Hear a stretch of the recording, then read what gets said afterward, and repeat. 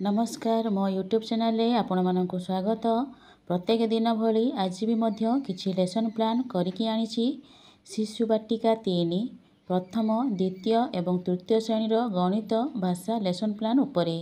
जदि आपण मानक भल लगे दया करिके चैनल टी को सब्सक्राइब एवं लाइक करिवे, जहा फल कि सर्वप्रथमे नोटिफिकेशन आपण मानक पाखकु जिवो। एहा हेउछि गुरुवार दिनर लेसन प्लान टी 10/7 श्रेणी शिशु बाटिका 3 विकासर दिग होची बौद्धिक विकास।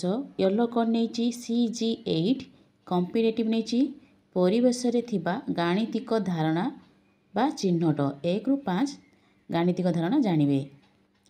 शिक्षार्थी मानकु प्रथमे गोलाकार भाबे ठिया कराइबी, तांको मझिरे शिक्षक ठिया हेबे एवं 1 रु 5 मध्यरे संख्या को गीत माध्यम अभिनय सह बोलिबे। 1 रु 5 मध्य गीत बोलिबे, जोड़ा कि प्रत्येक पिला प्रत्येक शिक्षार्थी को शिक्षक कहिबे जे मु जो भले अभिनय सह बोलुछि तमे मध्य मो सहित अभिनय सह बोलिबो।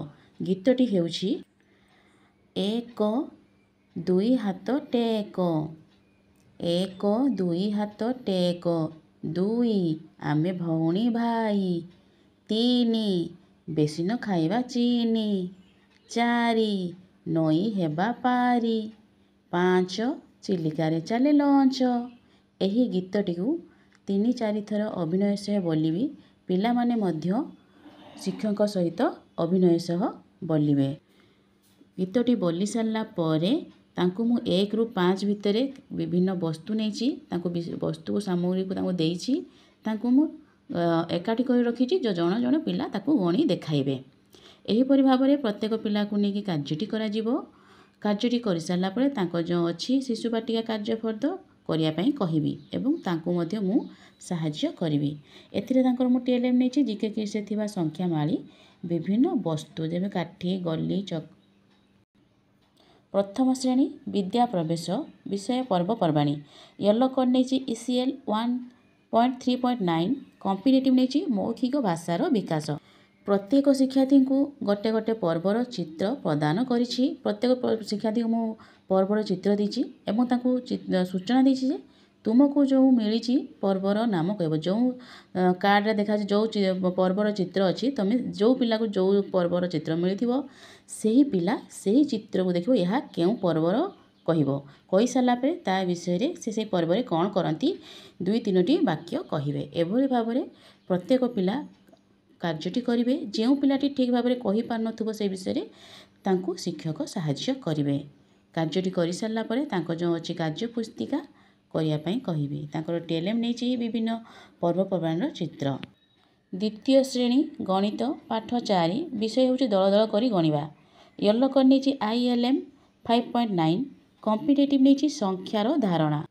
2 दलर शिक्षार्थी को यू आकार रे बसाइबी। प्रति दल को जण जण करी शिक्षार्थी शिक्षकंक पाखकु आसिया पई कहिबी।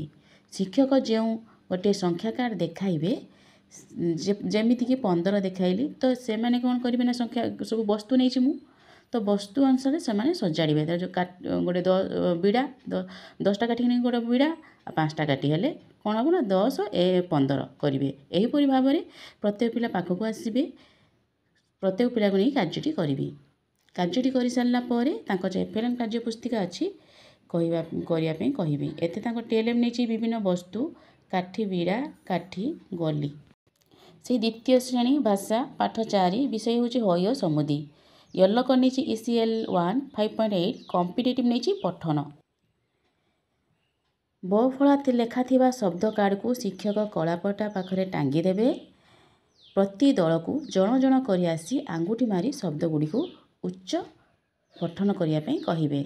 शब्द कार्ड आनिके शिक्षक आनिथिबे, बहुफला लागिथिबो, ताकू कलापटा आगे टांगिबे। प्रत्येक पिला आसी जंती पढिबे। जो पिलाटी ठीक भाबरे पढि पार नथिबो शिक्षक ताकू सहायता करिवे।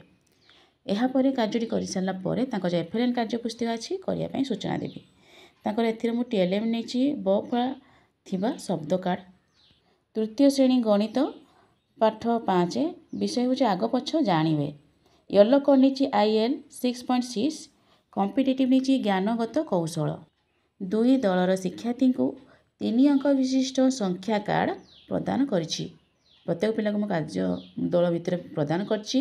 ତାଙ୍କୁ ମୁଁ ସୂଚନା ଦେଇଛି ଯେ ଏହି ସଂଖ୍ୟା ଗୁଡ଼ିକୁ ଊର୍ଦ୍ଧ୍ୱ କ୍ରମରେ ସଜାଇ ଖାତାରେ ଲେଖି ଦେଖାଇବେ।